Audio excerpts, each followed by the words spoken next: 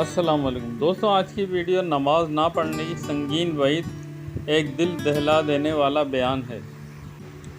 میرے عزیزوں، ذرا ایک لمحے کے لیے رک کر سوچو، اگر آج تمہیں کہا جائے کہ تمہیں بس 24 گھنٹے کی مہلت ہے، اس کے بعد تمہاری سانس روک دی جائے گی، تو تم کیا کرو گے؟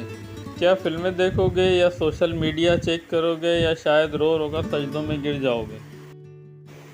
لیکن افسوس وہ اللہ جس نے تمہیں پیدا کیا، جس نے تمہیں خون کے لوتھڑے سے انسان بنایا، جو تمہیں دن میں صرف 5 بار اپنے دربار میں بلاتا ہے اور تم سوئے رہتے ہو۔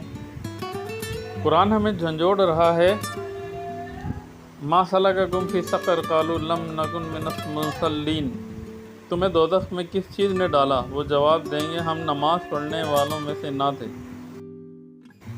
قیامت کے دن جب دوزخ دہک رہی ہوگی، جہنم میں چیخیں مار رہے ہوں گے، ایک فرشتہ کسی کو گھسیٹتا ہوا جہنم کی طرف لے کے جا رہا ہوگا، تو وہ بندہ کہے گا، مجھے بخش دو، مجھے ایک موقع اور دو۔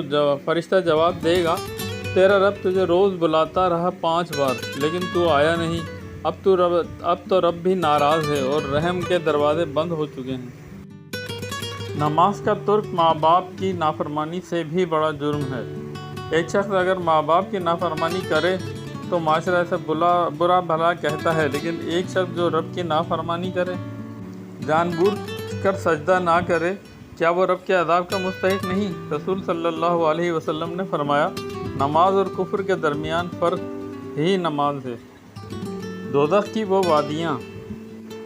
حضرت علی رضی اللہ تعالیٰ عنہ فرماتے ہیں، دوزخ میں ایک وادی ہے غی، جس میں نماز چھوڑنے والے ڈالے جائیں گے۔ دوزخ خود روزانہ 70 بار اللہ سے پناہ مانگتی ہے اس وادی سے۔ ذرا سوچو، اگر تم اپنے دوست کا بلاوا نظر انداز کرو، وہ ناراض ہو جائے گا، تو اگر اللہ کا بلاوا نظر انداز کرو گے، کیا اللہ ناراض نہیں ہوگا؟ اللہ کی رحمت تمہیں پکار رہی ہے، اٹھو، توبہ کرو، رب کو منا لو۔ آج بھی اگر تم سجدے میں گر جاؤ، رب کہتا ہے، قُلْ يَا عِبَادِيَ الَّذِينَ أَسْرَفُوا عَلَىٰ أَنفُسِهِمْ لَا تَقْنَطُوا مِن رَحْمَتِ اللَّهِ إِنَّ اللَّهَ يَغْفِرُ الذُّنُوبَ جَمِيعًا۔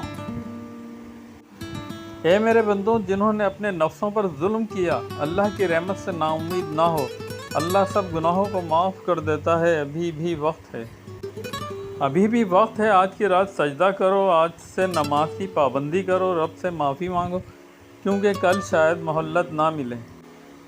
یا اللہ، جو نماز چھوڑ بیٹھے، ان کے دلوں کو نرم فرما، ہمیں سجدوں کی لذت عطا فرما، نماز کو ہماری زندگی کا سکون بنا دے اور قیامت کے دن ہمیں نمازیوں میں اٹھا، آمین یا رب العالمین۔ دوستو، نماز ضرور پڑھیں، اس سے پہلے کہ آپ کی نماز پڑھی جائے۔ ویڈیو پسند آئی ہو تو لائک، شیئر اور سبسکرائب ضرور کیجیے گا۔ جزاک اللہ۔